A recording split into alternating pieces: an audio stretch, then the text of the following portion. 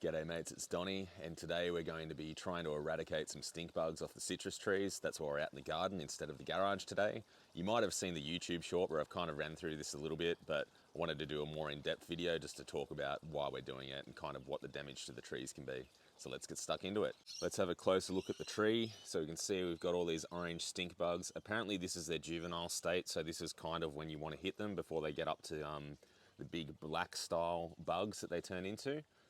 So you can see there's quite a few on this tree. Now what happens is they suck the sap from the tree, and then you'll get this sort of stuff happening where it all goes black, or you can see your fruit or your flowers don't really fruit properly.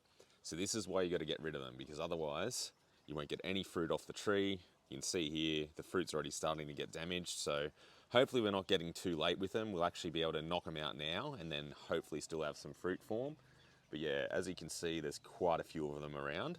So there's a few things that we need to do to make sure that we get them off the tree. Here's one of the first methods. We've actually got the heat gun here, and then so we'll just turn it on, and then you'll see, put it up close to them, and they'll start to drop off. So find some other ones that we can knock out. Here's a few here. Yeah, they really don't like that. I don't think anyone likes being super hot, but that'll sort them out and get it off the tree. Getting them off the tree, that's really step one. If you've looked up this problem on YouTube before, you would have seen another video by a great YouTuber called Leo Kim Video. He's quite funny to watch, but he runs through how to actually make a mix using vinegar, water, and dishwashing detergent that you can then spray on the tree. So that's the next thing that you want to do, is actually spray it down with something that's going to prevent them from being able to either suck the tree or climb back up it. So now, once we get everything off the tree, we'll spray it down as well. When we're using the Makita heat gun, we want to make sure that we actually move it around pretty quickly. As you can see, you don't really need to actually hit them for too long before they drop off the tree. But we don't want to hit one spot for too long because you'll damage the leaves, you'll damage the tree. If it's a really dry period, you may even start a fire. So just be careful with that. Keep moving them around. And yeah, keep going, getting them off the tree. Another tip when you're doing this, grab your branches and lift them up. And you can see you'll find even more of the little things. So don't be afraid to actually get into the tree, move it around.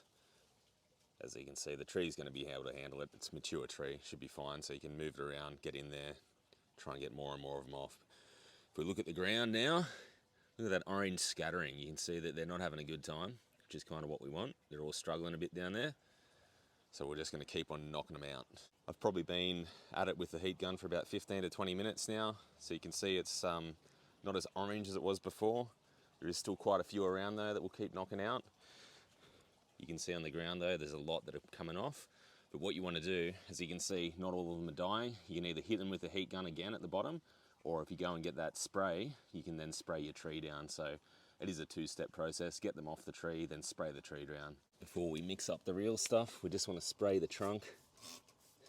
So you can see they're already trying to get back up. This is just some stuff that I had in the shed that's basically a soapy surfactant, and that will stop them from getting up the tree as well. So do that because they're flightless at this stage, and that'll stop them climbing back up like they're trying to do, as you can see. Just in case anyone was wondering, this is what I'm spraying on it. Not for any particular reason other than I had it in the garage, and looking at it, it is basically a soap-based thing. Shouldn't really affect the tree too much. You can just buy that at the old local Bunnings or any other, nursery, things like that. But you can see now, coated the trees up with it. That should then hopefully prevent them from climbing back up, because as you can see, they're pretty keen to try and get back up there. So yeah, that should hopefully somewhat eradicate them. Some of them are not having a good time, as you can see down there. We've got a lot of them off the tree, and the other tree that's there as well. Tomorrow I'll probably come back out and just hit them again with the heat gun, and hopefully we should get to a point where they're manageable or not reaching maturity.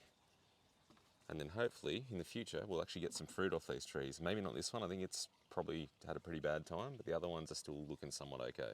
If this video has been helpful for you, make sure you hit that like button, make sure you subscribe, hit the notification bell. Still aiming for 1,000 subscribers, so cheers to everyone that keeps watching.